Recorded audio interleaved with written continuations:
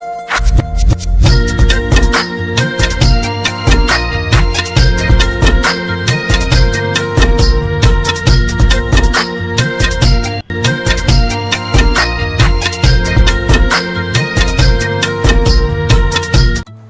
साथियों, आपका फिर से एक बार स्वागत है। आज हम आए हैं कोटागढ़। आप इसे कोटागढ़ कह सकते हैं, कोटा पैलेस कह सकते हैं या कोटा फोर्ट कह सकते हैं। कोटागढ़ की स्थापना सन 1264 में बूंदी के राजकुमार जैत्र सिंह ने की थी। पहले यहाँ कोटिया भील का शासन था, जिसे हराकर जैत्र सिंह ने यहाँ अपना आधिपत्य स्थापित किया था। वर्तमान में यहाँ राम माधो सिंह म्यूजियम ट्रस्ट के अधीन एक म्यूजियम का संचालन होता है। तो चलिए अपनी यात्रा शुरू करते हैं।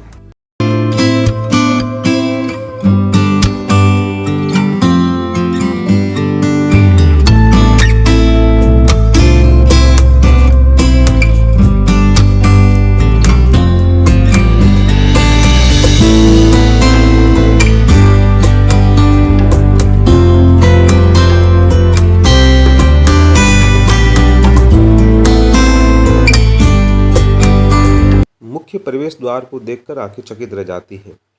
अब जैसे ही हम अंदर प्रवेश करते हैं तो दाईं तरफ एक इनका कार्यालय है, जहां से हम शुल्क जमा करवा के म्यूजियम को देखने की टिकट प्राप्त करते हैं। आप यहाँ देखेंगे तो यहाँ पर सारी जानकारियाँ लिखी हुई है।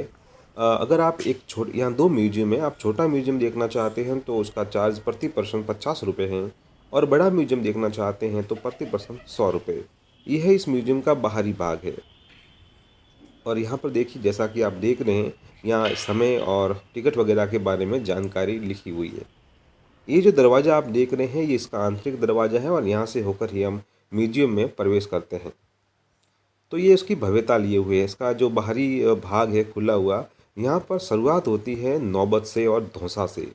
ये जो आप देख रहे हैं, ये धौंसा है। धौंसा एक प्रकार का वाद्य यंत्र होता था, और जो युद्ध के समय बजाया जाता था। उसके अलावा नगारे वगैरह भी यहाँ क्रम से रखे हुए हैं। आप एक बात यहाँ देख रहे होंगे कि धौंसा के ऊपर प्रत्येक राजा का शासनकाल और राजा का नाम लिखा हुआ है। तो इससे होता है कि ये जो धौंसा है व्यक्ति विशेष से जुड़ा हुआ था, व्यक्ति विशेष के शासन से जुड़ा हुआ था। तो उसकी महत्ता हम ये देख के ही पता लगा सकते हैं कि धौंसा का और इस वाद्य यंत्र का कितना उपयोग था उस समय।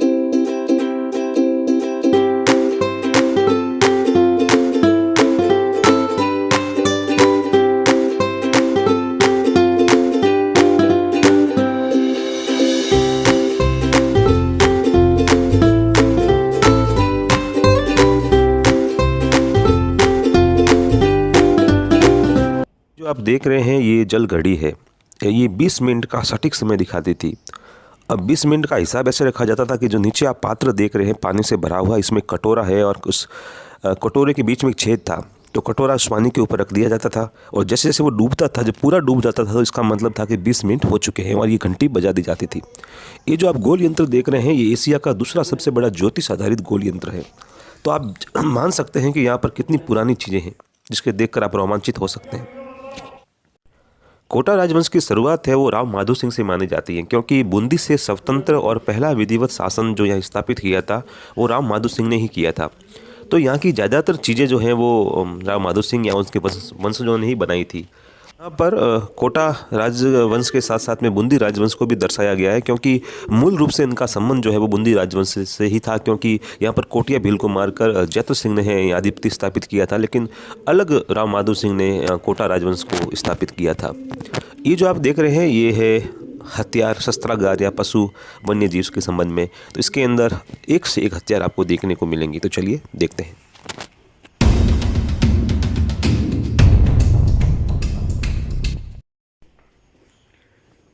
ये यहाँ का शस्त्रागार है। तो देखिए किस प्रकार से यहाँ तलवारें लटक रही है।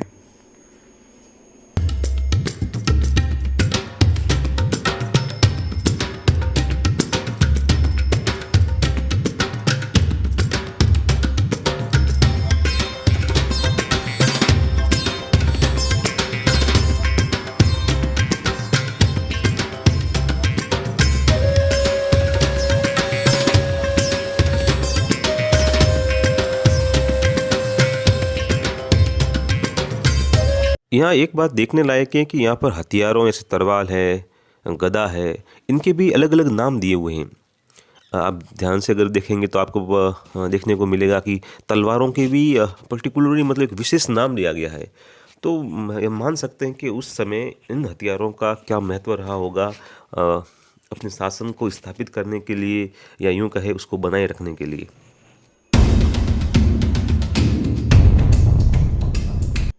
ये जो मीर फर्श आप देख रहे हैं, ये बेसिकली पत्थर के टुकड़े होते थे नक्काशीदार। इनका प्रयोग जब कालीन वगैरह बिछाया जाता था तो उसने कोनों पे रखने के लिए किया जाता था ताकि वो उड़े नहीं। उसके अलावा यहाँ भाले आप देख सकते हैं, तीर कमान देख सकते हैं। इसके अलावा बहुत सारे हथियार यहाँ हैं। ये जो नौबत आप सामने देख रहे हैं, ये मुगल बादशाह बहादुर शाह ने महाराज भीम सिंह जी को भेंट की थी। तो आप ये हम मान सकते हैं कि इस समय ये जो नौबत वगैरह है, ये सम्मान के प्रतीक माने जाते थे, और जो केंद्र में जो शासक होते थे उनके द्वारा इन राज्यों के शासकों को भेंट के रूप में दिए जाते थे।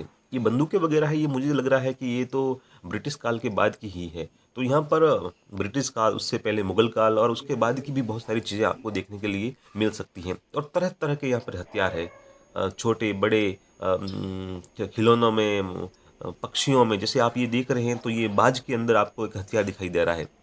उसके अलावा यहाँ पर एक मछली है, उसके अंदर भी हथियार आपको दिखाई देगा। तो यहाँ किस्म किस्म के अलग अलग प्रकार के हथियार आपको देखने को मिलेंगे जो आधुनिक मध्यकालीन राजस्थान के इतिहास में प्रयुक्त किए जाते थे। ये जैसे देख लें मछली में औजार।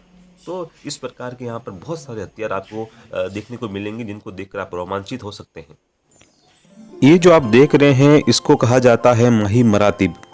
ये जो माही मरातिब है, एक प्रकार का सम्मान होता था जो मुगल शासकों के द्वारा हिंदुस्तान के जो महान योद्धा होते थे या फिर रियासतों के जो राजा होते थे उनको प्रदान किया जाता था मध्यकाल में।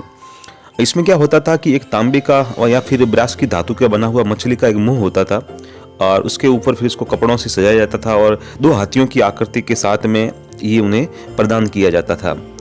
माही का मतलब ही होता है फिश, मछली, और मरातिब एक पद, एक ओहदा होता है।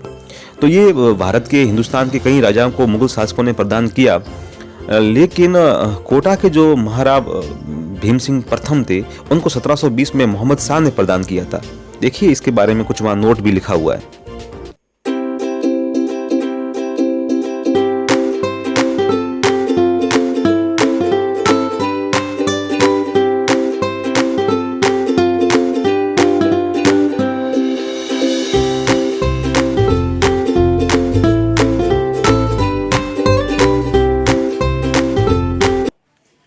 इस जगह पर कोटा के जो शासक थे उनकी फोटो गैलरी है। तो यहाँ के शासकों के जो चित्र थे फोटो गैलरी के रूप में इस पूरी दीवारों के ऊपर इनको सजाया गया है। तो आप यहाँ के शासकों को देख सकते हैं, और उनके वंशज, उनके रिश्तेदार, बहुत सारे फोटोज़ वगैरह यहाँ लगे हुए हैं, और उनके नीचे उनके नाम भी लिखे हुए हैं। तो आप पता लगा सकते हैं कि उस समय के जो राजा होते थे उनका पहनावा क्या था, वो किस ढंग से, किस शाही जीवन के साथ में अपना जीवन जीते थे।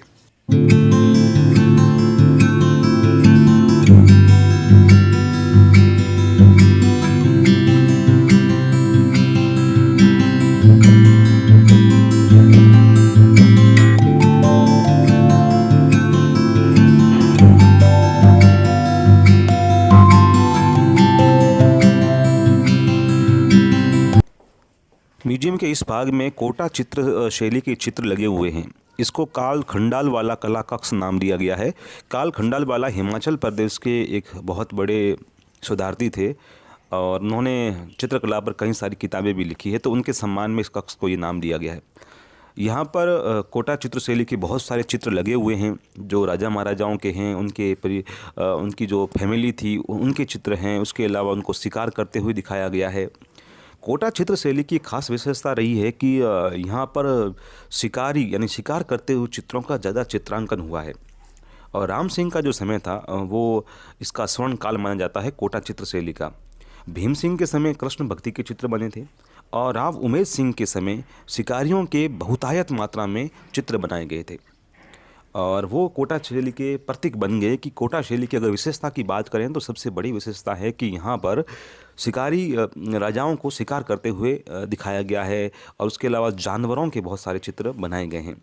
यहाँ का एक डालू नामक चित्रकार था, उसने रागमाला सेट चित्र का एक पूरा सेट तैयार किया था, तो वो बहुत ज़्यादा प्रसिद्ध है यहाँ का। तो देखिए किस प्रकार की चित्र यहाँ बने हुए हैं। आप इनका आनंद ले सकते हैं और आप जान सकते हैं कि मध्यकाल में राजस्थान की चित्रशैली कितनी ज़्यादा विकसित थी, किस प्रकार के चित्र बनाए जाते थे और उसकी जो बनाने की जो कला थी वो कितनी तीक्ष्ण और कितनी सुंदर थी। 1857 की क्रांति में कोटा व्यापक रूप से प्रभावित हुआ था। तो यहाँ पर जो जो घटनाएं हुई थी 1857 की क्रांति में, तो नक्शे के माध्यम से यहाँ उनको दर्शाया गया है। ये जो आप देख रहे हैं इसको बोला जाता है जिरह बख्तर। ये एक प्रकार का सुरक्षा कवच होता था। जो राजा युद्ध करने के लिए जाते थे तो उसको पहन के जाते थे, और ये पूरा ही मतलब धातु से बना हुआ होता था। अब इस भाग में वन्य और प्राणी कक्ष है। तो यहाँ पर एक तो राजा महाराजाओं को शिकार करते हुए चित्रों के माध्यम से दर्शाया गया है, और उसके अलावा यहाँ पर बहुत सारे जानवरों के पोर्ट्रेट है। ये सब असल जानवर है जो आप देख रहे हैं, जैसे ये हिरण है।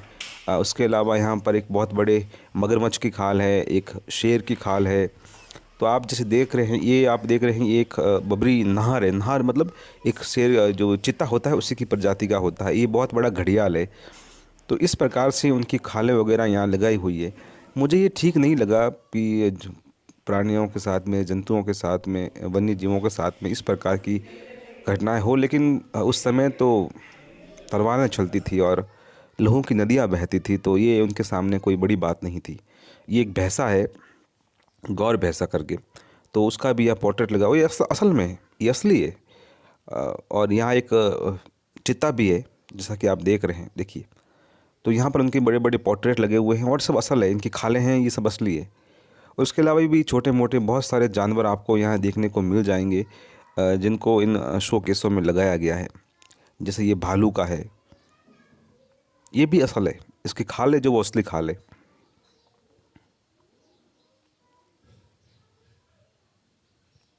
ये देखिए खोपड़ी है, एक प्रकार के जानवर की है, जो जली जानवर है। और यहाँ पर एक ही बहुत बड़ी मछली है। मैं ये बात अचंभित हो रहा हूँ कि इस प्रकार से इनको कैसा सहेजा कैसे गया है कि ये न तो ख़राब हुए हैं और इनको व्यवस्थित तरीके से अब भी ठीक हालत में सब हैं। ये छोटे छोटे खरमोर वगैरह, उनके भी यहाँ पोर्ट्रेट लगे हुए हैं।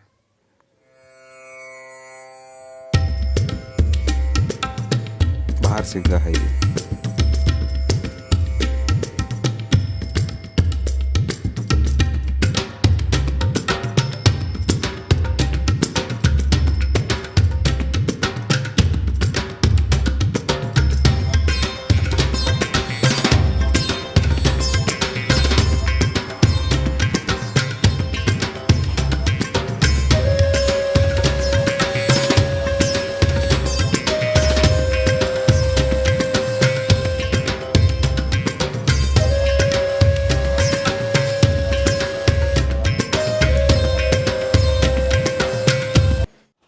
अब यहाँ से म्यूजियम का दूसरा भाग शुरू होता है।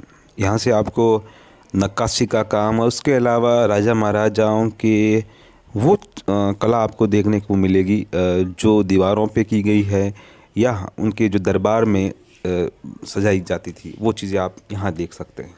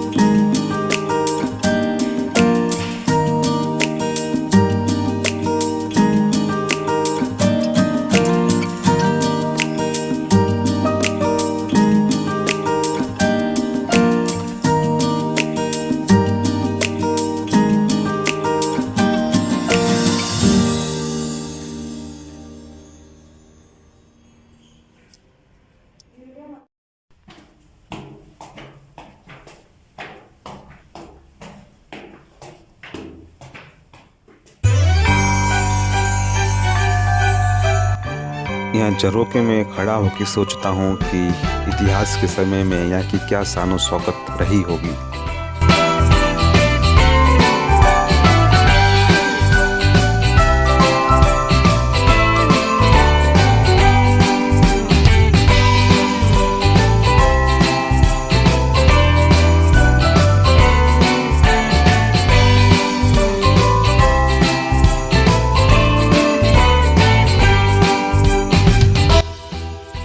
प्रकृति और इतिहास का सम्मिश्रण, सामने से दिखती चंबल नदी और यहाँ का वातावरण, उस समय यहाँ क्या क्या होता होगा और किस तरह से होता होगा, हम सोच के ही रोमांचित हो जाते हैं।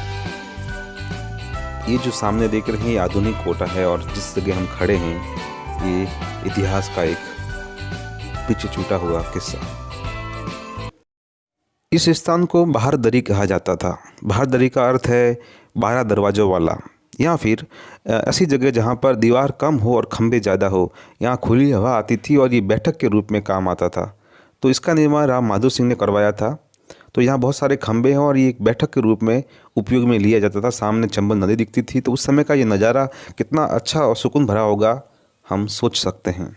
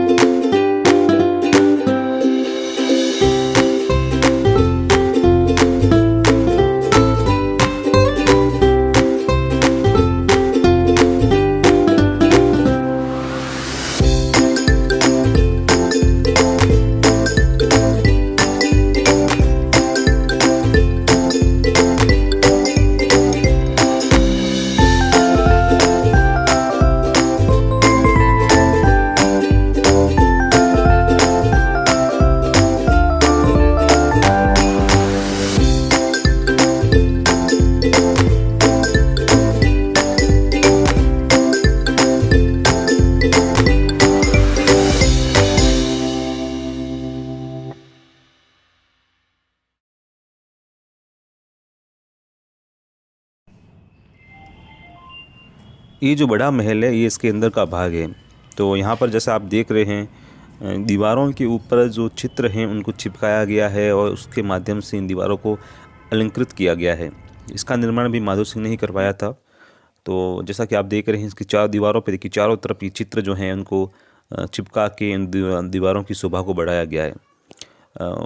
देखने पे लगता है कि ये उनका बैठक रूम होगा। इसके अंदर ही और भी बहुत सारी चीज़ें हैं, झरोके हैं।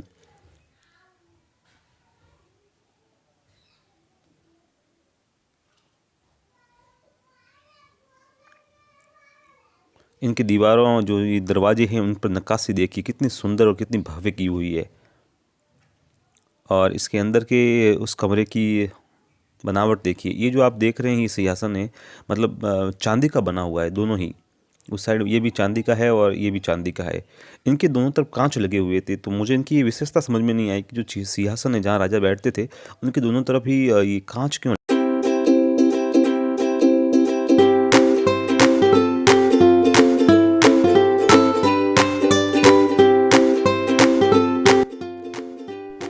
ये दरबार हॉल गैलरी है। इसका मतलब है कि यहाँ पर ये एक छोटा म्यूजियम है। यहाँ 2 म्यूजियम जब पहले आपको बता चुका हूँ, तो ये दूसरा म्यूजियम है, छोटा म्यूजियम है। तो एक तो यहाँ जो आप देख रहे हैं यहाँ की जानकारी लिखी हुई है। दूसरा, इस म्यूजियम के अंदर दैनिक रोज़मर्रा की जो चीज़ें राजा महाराजाओं द्वारा उपयोग में ली जाती थी वो हैं। जैसे आप यहाँ सिक्के देख सकते हैं। उसके अलावा अन्य जो दैनिक कार्य की चीज़ें होती है वो यहाँ आप देख सकते हैं। उसके अलावा चेयर्स है, घोड़ों की कुछ आकृतियाँ हैं, कुछ यहाँ जनाना जो पालकियाँ होती हैं बैठने के लिए होती थी, यात्रा करने के काम आती है, वो आप यहाँ देख सकते हैं। ज्योतिष हस्तलिखित ग्रंथ यहाँ आप देख सकते हैं। वहाँ यहाँ जो पूजा की जाती थी भगवान की, उनके यहाँ पर आप चीज़ें देख सकते हैं, उनके संदर्भ में चीज़ें देख सकते हैं। तो यहाँ दैनिक रोज़मर्रा की चीज़ें इस म्यूजियम के अंदर सजाई गई हैं। तो चलिए एक एक करके देखते हैं।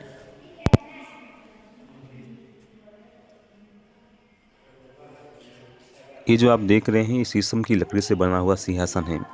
तो देखिए कितनी सुंदर बनावट की गई है इसकी और कितना सुंदर बनाया गया है ये।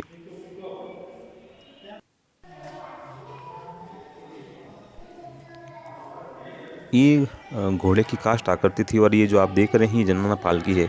इसमें जो रानियाँ होती थी, राजकुमारियाँ होती थी, वो एक अगर उनको यात्रा करनी होती थी या एक जगह से दूसरे स्थान पे जाना होता था तो वो इनके माध्यम से यात्राएं करती थी।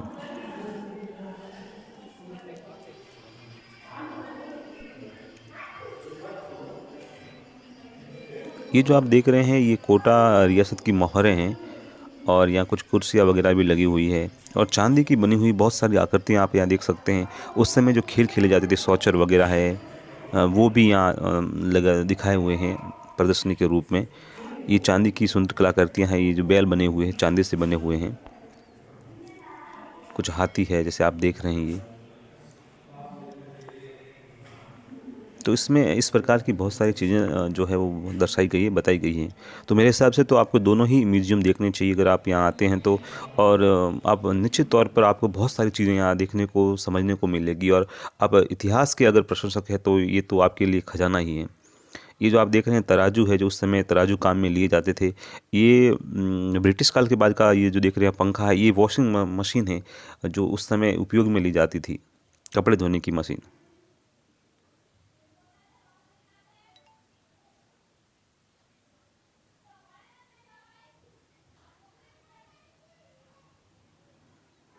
ये जो आप देख रहे हैं ये झाला जालिम सिंह थे, उनके ये नहाने के लिए बर्तन था।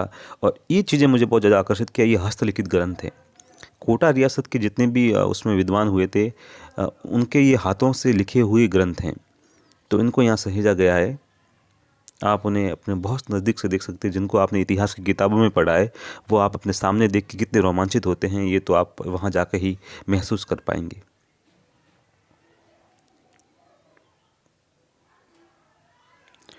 और एक चीज़ मैंने यहाँ नोट की कि यहाँ जो कोटा रियासत में आपको ज्योतिष से संदर्भ में बहुत सारी चीज़ें देखने को मिलेगी। तो ये सुदर्शन चक्र है, उसके अलावा ये भी एक प्रकार का कोई यहाँ बहुत ही लिखा हुआ था। एक मतलब एक धातु का एक पतरा टाइप में था और उसके ऊपर बहुत सी चीज़ें लिखी हुई थी। ये आप संगीत का सामान देख सकते हैं, उस समय जो उपयोग में लिया जाता था वो।